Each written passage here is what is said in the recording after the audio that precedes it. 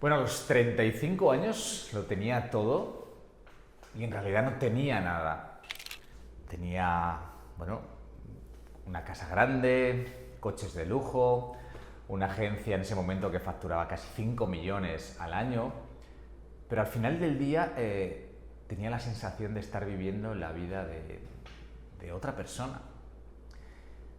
A ver, yo vengo de una familia de clase muy baja. Mis padres llegaron a España como inmigrantes. No es que no fueran españoles, pero dejaron el país en una situación muy mala y volvieron años después a un país en crisis.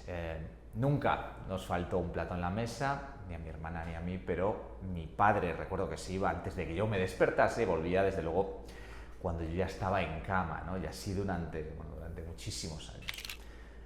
Así que desde muy pequeño entendí algo, ¿no? Y es que si quería lograr algo en la vida, dependería solo de mí. Así que desde muy pronto me puse a trabajar. Bueno, seguí el camino que seguimos, me imagino, casi todos, estudiar, carrera, empezar a trabajar y demás. Pero enseguida empecé a emprender, construí una agencia de publicidad desde cero, capital puramente nacional. Llegamos a ser más de 50 personas, trabajamos para las más grandes cuentas, P&G, es decir, Procter & Gamble, BBVA, Vodafone, Cepsa, Citibank, Iberia, Endesa, La Mutua, El País, incluso Gobierno de España. En definitiva, las marcas más grandes de este país y de fuera de nuestras fronteras, ¿no? Ya os digo, con un capital 100% nacional, sin inversores, sin contactos, solo trabajo. Incluso pronto tuvimos la oportunidad de vender la agencia WPP, que es uno de los mayores grupos de comunicación o de los más grandes grupos de comunicación del mundo. Así que desde fuera, desde luego, parecía que había ganado. Pero desde dentro yo me sentía vacío. Porque el éxito no era el problema. El problema era que estaba persiguiendo el éxito de esa idea de persona exitosa que nos han vendido. Estaba persiguiendo el éxito de otra persona que no era yo.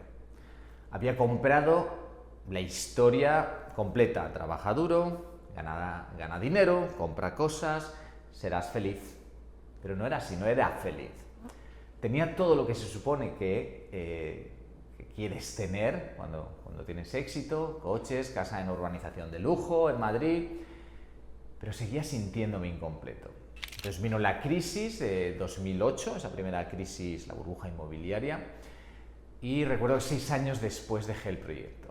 Me quedé sin equipo, sin estructura, y volví a ser autónomo en medio de una de las peores recesiones de la historia.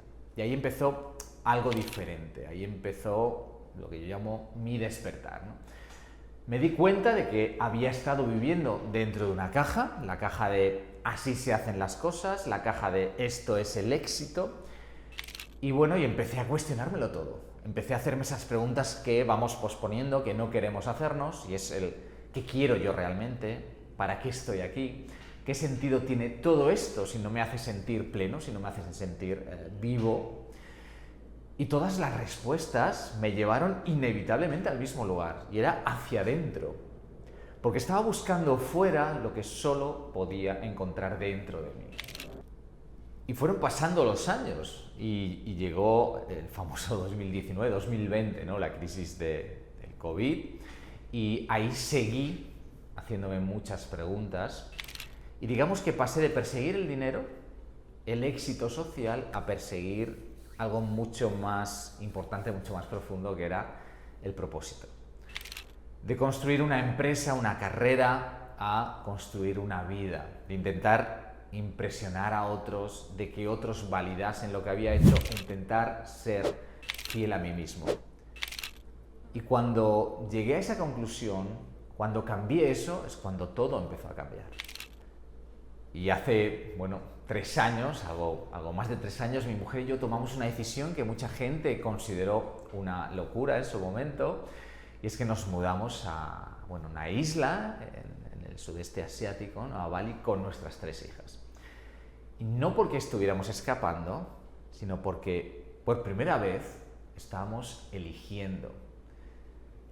Queríamos otro clima, otra educación para nuestras hijas, otra cultura, mucho más contacto con la naturaleza, más humanidad, más vida uno a uno, más auténtica, más tranquila. Y eso fue lo que hicimos, porque por primera vez en mi vida, mi negocio no me tenía atado a un lugar.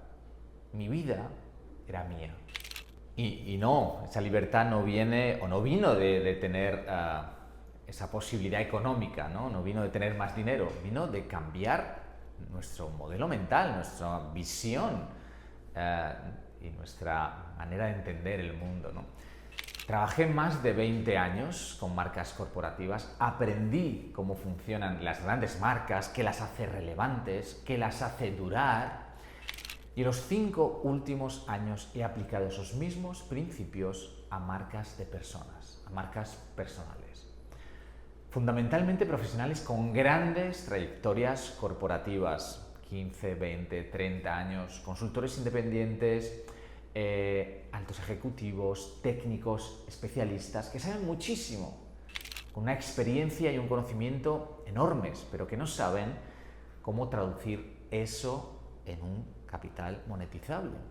No saben cómo monetizarlo, convertirlo en ingresos.